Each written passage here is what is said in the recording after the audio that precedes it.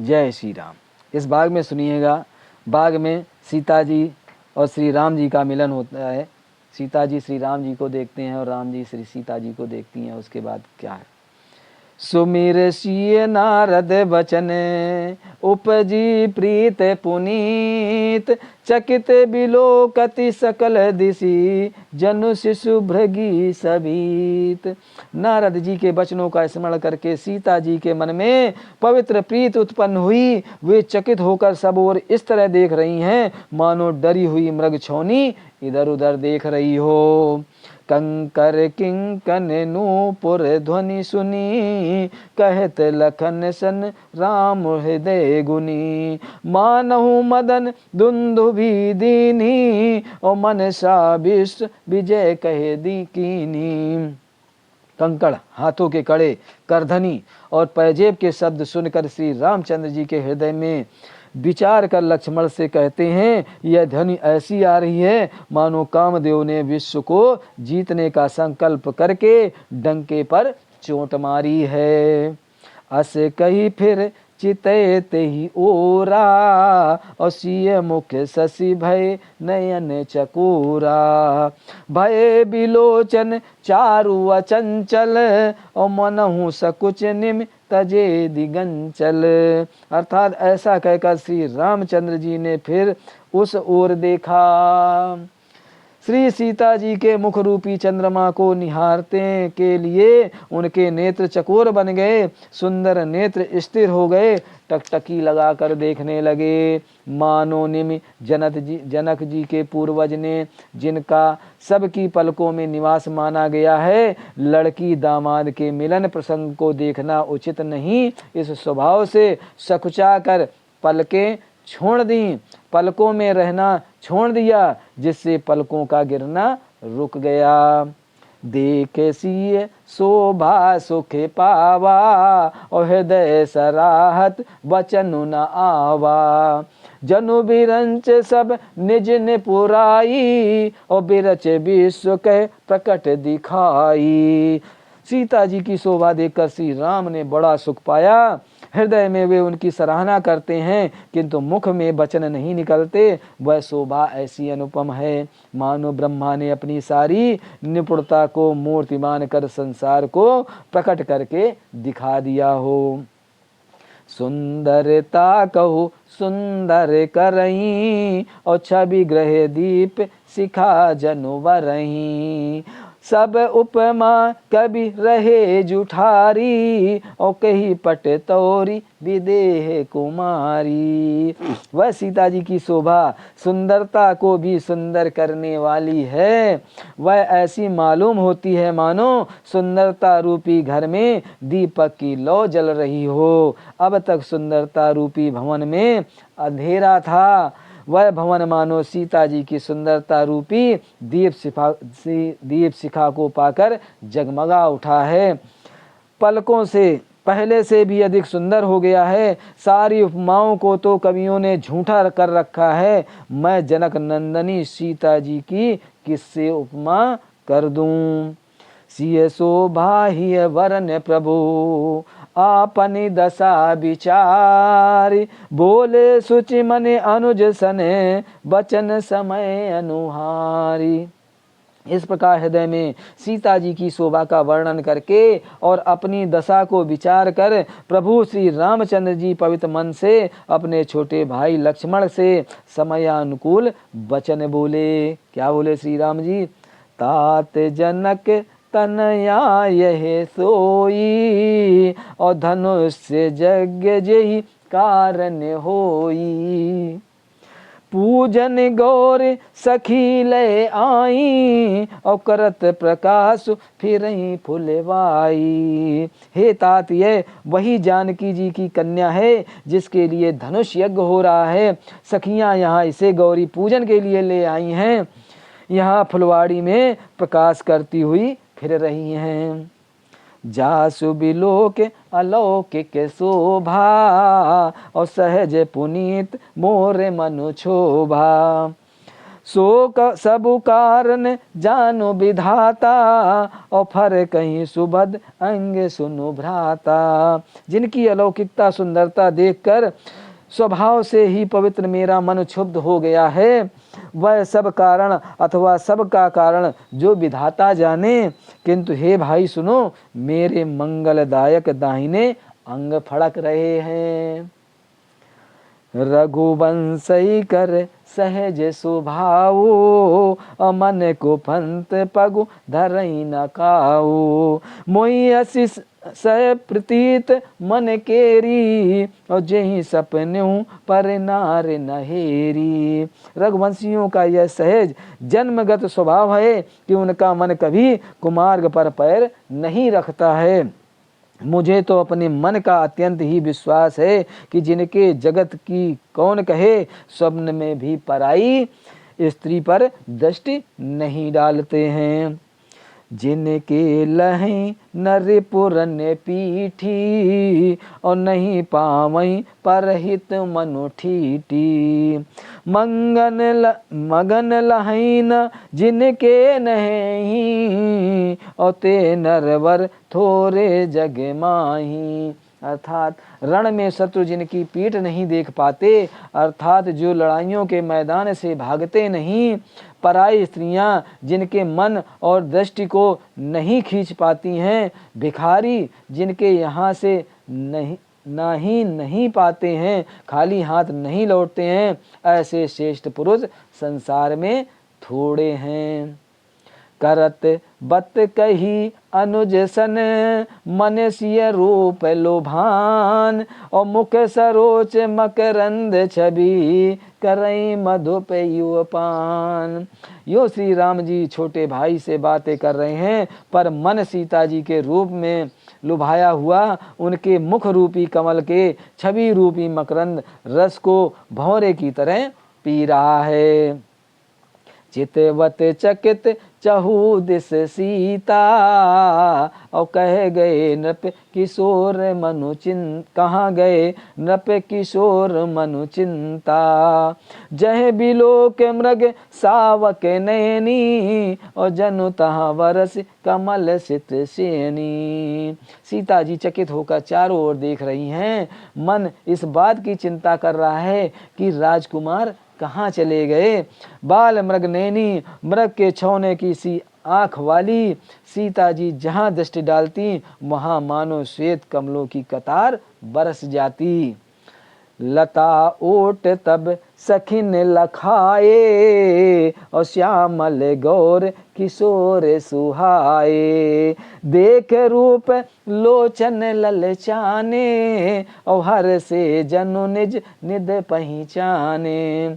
तब सखियों ने लताओं की ओट में सुंदर श्याम और गौर कुमारों को दिखलाया। उनके रूप को देखकर नेत्र ललचा उठे।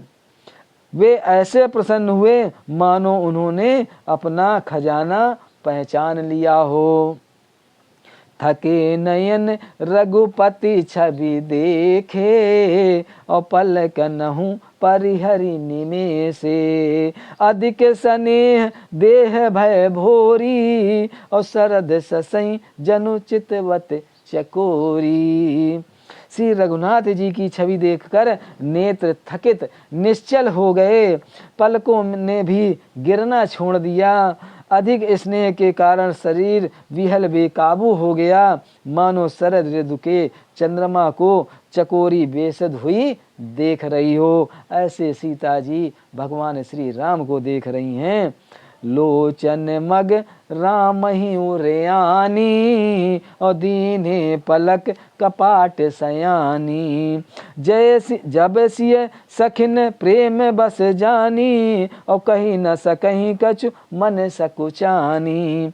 नेत्रों के रास्ते श्री राम जी को हृदय में लाकर चतुर शिरोमणि जानकी जी ने पलकों की किवाड़ लगा दिए, अर्थात नेत्र मूंद कर उनका ध्यान करने लगी। जब सखियों ने सीता जी को प्रेम के बस में जाना, तब वे मन में सकुचा गईं, कुछ कह नहीं सकती थीं। लता भवन ते प्रकट भे, ते अवसर दो भाई, निक से जनु जुग विमल विदो, जलद पलट पटक बिलगाई। अर्थात उसी समय दोनों भाई लता मंडप कुंज में से प्रकट हुए, मानो दो निर्मल चंद्रमा बादलों के पर्दों को हटाकर निकले हों। शोभा शिव सुभग दो बीरा, और नील पीत जल जाब शरीरा, मोर पंख सिर सोहत नीके, और गुच्छ बीच बीच कुसुम कली के। दोनों सुंदर भाई शोभा की सीमा है, उनके शरीर की आभा नीले और पीले कमल की सी है, सिर पर सुंदर मोर पंख सुशोभित है, उनके बीच बीच में फूलों की कलियों के गुच्छे लगे हैं। भाल तिलक श्रम बिंदु सुहाए, और श्रमन सुभग भूषण छ बिछाए, विकट भ्रगट कच घूंघर वारे, और नव सरोज लोचन रतनारे। अर्थात माथे पर तिलक और पसीने की बूंदें शोभायमान हैं, कानों में सुंदर भूषणों की छवि छाई है, टेढ़ी भौवें और घुंघराले बाल हैं, नए लाल कमल के समान रत्नारे लाल नेत्र हैं। चारु चिबक नासिका कपोला, और हास बिलास लेत मनुमोला, मुख छवि कहीं न जाई मोहि पाही, और जो बिलोक बहु काम लजाही। थोड़ी गाल और नाक बड़े सुंदर हैं, और हंसी की शोभा मन को मोह लेने वाली है। मुख की छवि तो मुझसे कही ही नहीं जाती, जिसे देखकर बहुत से कामदेव लजा जाते हैं।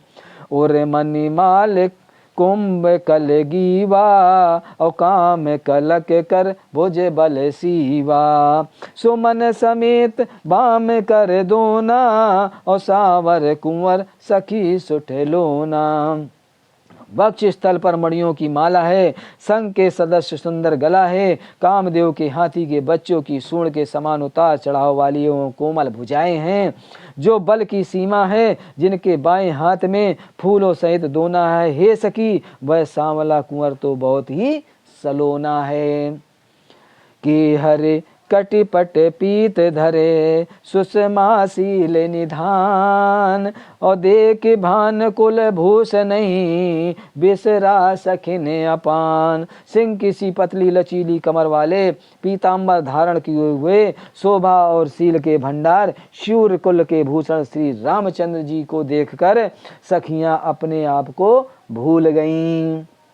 धर धीरज एक आली सयानी, और सीताशन बोली गई पानी, बहुर गौर कर ध्यान करे हूँ, और भूप किशोर देख किन ले हूँ। एक चतुर सखी धीरज धरकर हाथ पकड़कर सीता जी से बोली, गिरजा जी का ध्यान फिर कर लेना, इस समय राजकुमार को क्यों नहीं देख लेती।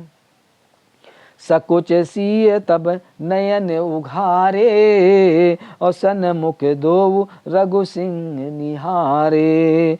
नकस के देख राम कै शोभा, और सुमुर पिता पुन मनु अति क्षोभा। तब सीता जी ने सकुचा कर नेत्र खोले, और रघुकुल के दोनों सिंहों को अपने सामने खड़े देखा। नख के शिखा तक श्री रामचंद्र की शोभा देखकर फिर पिता का प्रण याद करके उनका मन बहुत क्षुब्ध हो गया। परवश सखिन लखिय तब सीता, और भयऊ गहरू सब कहीं सभीता। पुन आयब एहि बेरिया काली, और अस कही मन बिहसी एक आली। अर्थात जब सखियों ने सीता जी को परम वश प्रेम के बस देखा, तब सब भयभीत होकर कहने लगी, बड़ी देर हो गई, अब चलना चाहिए, कल इसी समय फिर आएंगी। ऐसा कहकर एक सखी मन में हंसी। गोड़ गिरा सुन सिय सकुचानी और भयउ विलम्ब मातु भय मानी। और धरि बड़ धीर राम उर आने और फिरी अपन पऊ पितु बस जाने। सखी की ये रहस्यमयी बाणी सुनकर सीता जी सकुचा गईं। देर हो गई है जान, उन्हें माता का भय लगा। बहुत धीरज धर के वे श्री रामचंद्र जी को हृदय में ले आईं और उनका ध्यान करती हुई अपने को पिता के अधीन जानकर लौट चली। देखन मिस भ्रग बिहग तरो फिरे बहोरी बहोर और निरख निरख रघुवीर छबे बाढ़े प्रीत न थोरे। मृग पक्षी और मृक्षों को देखने के बहाने सीता जी बार बार घूम जाती और श्री राम जी की छवि देख देख कर उनका प्रेम कम नहीं बढ़ रहा है, अर्थात बहुत ही बढ़ता जा रहा है। जान कठिन शिव चाप विसूरती और चलिए राखेउर श्यामल मूरति। प्रभु जब तात जान की जानी और सुख सने शोभा गुण खानी। शिव जी के धनुष को कठोर जानकर वे विसूरती मन में विलाप करती हुई हृदय में श्री राम जी की सांवली मूर्ति को रख चली। शिव जी के धनुष की कठोरता का स्मरण आने से उन्हें चिंता होती थी कि ये सुकुमार रघुनाथ जी उसे कैसे तोड़ेंगे। पिता के प्रण की स्मृति से उनके हृदय में क्षोभ था ही, इसलिए मन में विलाप करने लगी। प्रेमवश ईश्वर की विस्मृति हो जाने से ही ऐसा हुआ। फिर भगवान के बल का स्मरण आते ही वे हर्षित हो गईं और सांवली छवि को हृदय में धारण करके चली। प्रभु श्री राम जी ने जब सुख स्नेह शोभा और गुणों की खान श्री जानकी जी को जाती हुई जाना, तब प्रभु श्री राम जी ने क्या किया? परम प्रेम मैं मृदु मस्कीनी और चारो चित्त भीति लिख लीनी। गई भवानी भवन बहोरी और बंदी चरण बोली करे जोरी। तब परम प्रेम की कोमल श्यानी बनाकर उनके मन स्वरूप को अपने सुंदर चिंत रूपी भक्ति पर चिन्हित कर लिया। सीता जी पुनः भवानी जी के मंदिर में गईं और उनके चरणों की वंदना करके हाथ जोड़कर बोली, जय जय जय गिरजारज किशोरी और जय महेश मुख चंद चकोरी। जय गज बदन सड़ानन माता और जगत जनन दामन दुति गाता। हे श्रेष्ठ पार्वतों के राजा हिमाचल की पुत्री पार्वती, आपकी जय हो, जय हो। हे महादेव जी के मुख रूपी चंद्रमा की ओर टकटकी लगाकर देखने वाली चकोर, आपकी जय हो। हे हाथी के मुख वाले गणेश जी और 6 मुख वाले स्वामी कार्तिक जी की माता, हे जगत जननी, हे बिजली की सी कांति युक्त शरीर वाली, आपकी जय हो। नहीं तब आदि मध्य अवसाना और अमित प्रभाव वेद नहीं जाना। भव भव विभव पराभव करनी और वेश विमोहनी स्वबस विहारिणी। अत्यंत विहारिणी अर्थात आपका न आदि है, आपका न आदि है, न मध्य है और न अंत है। आपके असीम प्रभाव को वेद भी नहीं जानते। आप संसार को उत्पन्न पालन और नाश करने वाली हैं, विश्व को मोहित करने वाली और स्वतंत्र रूप से विहार करने वाली हैं। पति देवता सुतीय महू मातु प्रथम तब रेख, महिमा अमित न सकहीं कहीं सहस सारे दासेस। अर्थात पति को इष्ट देव मानने वाले श्रेष्ठ नारियों में हे माता, आपकी प्रथम गणना है। आपकी अपार महिमा को हजारों सरस्वती और शेष जी भी नहीं कह सकते हैं। सेवत ते सुलभ फलचारी और बरदायनी पुरारी पियारी। देवी पूज पद कमल तुम्हारे, और सुर नर मुनि सब होए सुखारे। हे भक्तों को मुँह मांगा वर देने वाली, हे त्रिपुरार के शत्रु शिव जी की प्रिय पत्नी, आपकी सेवा करने से चारों फल सुलभ हो जाते हैं। हे देवी, आपके चरण कमलों की पूजा करके देवता, मनुष्य और मुनि सभी सुखी हो जाते हैं। मोर मनोरथ जानहुनी के, जानकी जी कह रही हैं, मोर मनोरथ जानहुनी के, और बसऊं सदा उर पुर सबही के। कीन्हु प्रकट न कारण तेहि, और अस कही चरण गहे बै देहि। अर्थात मेरे मनोरथ को आप भली भांति जानती हैं, क्योंकि आप सदा सबके हृदय रूपी नारी नगरी में निवास करती हैं। इसी कारण मैंने आपको प्रकट नहीं किया है। ऐसा कहकर जानकी जी ने उनके चरण पकड़ लिए। विनय प्रेम बस भई भवानी, और खसी माल मूरत मुस्कानी। सादर सिय प्रसाद सिर धरऊं, और बोली गौर हरसु हिय भरऊं। गिरजा जी सीता जी के विनय और प्रेम के बस हो गईं। उनके गले की माला खिसक पड़ी और मूर्ति मुस्कुराई। सीता जी ने आदर पूर्वक उस प्रसाद माला को सिर पर धारण किया। गौरी का हृदय हर्ष से भर गया और वो बोली, क्या बोली? सुनिय सिय सत्य आशीष हमारी, और पूजहि मन कामना तुम्हारी। नारद बचन सदा सुचि साचा, और सोवरु मिलई जाहि मनुराचा। हे सीता, हमारी सच्ची आशीष सुनो, तुम्हारी मनोकामना पूरी होगी। नारद जी का वचन सदा ही पवित्र, संशय भ्रम आदि दोषों से रहित और सत्य है। जिसमें तुम्हारा मन अनुरक्त हो गया है, वही वर तुमको मिलेगा। मनु जहीं रचऊं मिलहीं सोबर, सहज सुंदर सांवरो। करुणा निधान सुजान शीलु, सनेहु जानत रावरो। और एही भात गौरी आशीष सुन, सिय सहित ही हरसी अली। तुलसी भवानी पूज, पुण्य पुण्य मुदित मन मंदिर चली। अर्थात सुनिएगा, जिसमें तुम्हारा मन अनुरक्त हो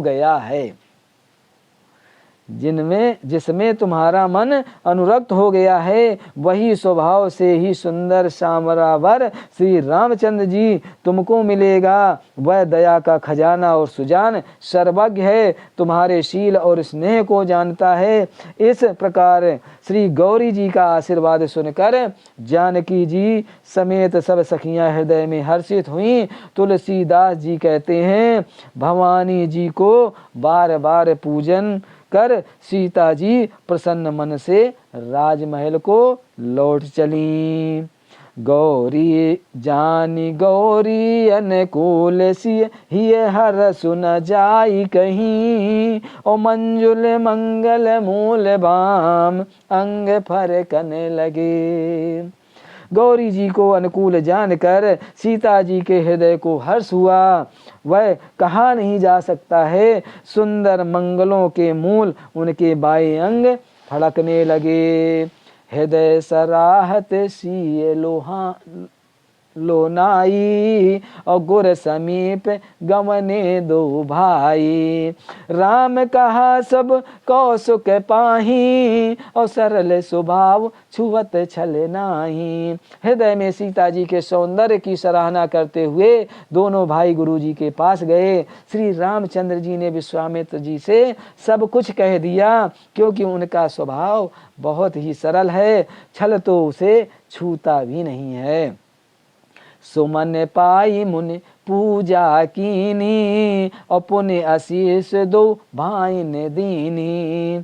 सुफल मनोरथ हो तुम्हारे, और राम लखन सुन भये सुखारे।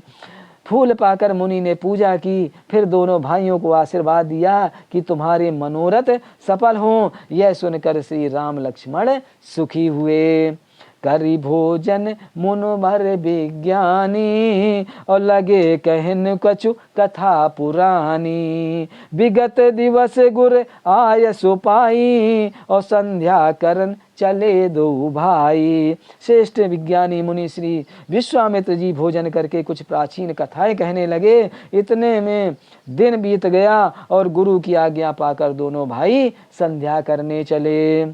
प्राची दिश शशि उभऊ सुवाहा, और सिय मुख सरस देख सुख पावा। बहुर विचारु कीन मन माही, और सिय बदन सम हिम करे नाही।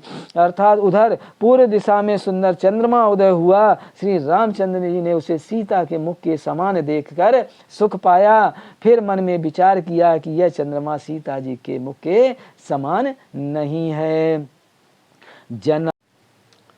जन्म सिंध पुन बंधु बिसो, दिन मलिन सकलंक। और सिय सुख समता पाव किमें, चादु विपोरु रंक।